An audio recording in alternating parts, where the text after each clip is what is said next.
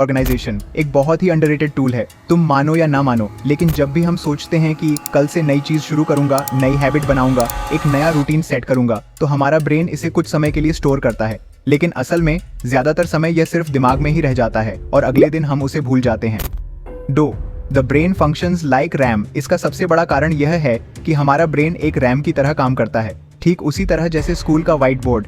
हर घंटे एक नया लेक्चर लिखा जाता है और पुराना डेटा मिट जाता है।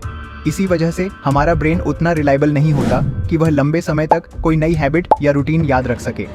3. Writing down your goals makes them permanent. जो रूटीन या हैबिट तुम अगले 10, 20, 30, 40 दिन तक अपनाना चाहते हो, उसे परमानेंट बनाना है तो write it on a piece of paper. बस इतना कर लो।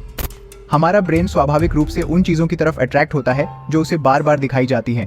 इसलिए यूज दिस टेंडेंसी। एक बार जब तुमने अपनी हैबिट्स और गोल्स पेपर पर लिख ली तो वे परमानेंट बनने लगते हैं। 5. Place your goals where you can see them daily. उस पेपर को किसी ऐसी जगह चिपका दो जहां तुम रोज उसे देख सको। टेबल, डेस्क, वॉल या कोई और विजिबल जगह। जब तुम इसे बार बार देखोगे तो यह तुम्हारे ब्रेन में खुद ब खुद बैठ जाएगा।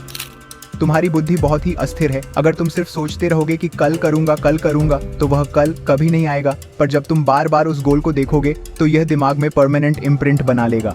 Stop procrastinating, take action today. अगर तुम इसे सिर्फ अपने दिमाग में रखते हो और ये सोचते हो कि कल से शुरू करूंगा, तो सच मानो वो कल कभी नहीं आएगा। और जब तक तुम कोई एक्शन नहीं लेते, तुम हमेशा प्रोक्रेस्टिनेट करते रहोगे, just like any other day.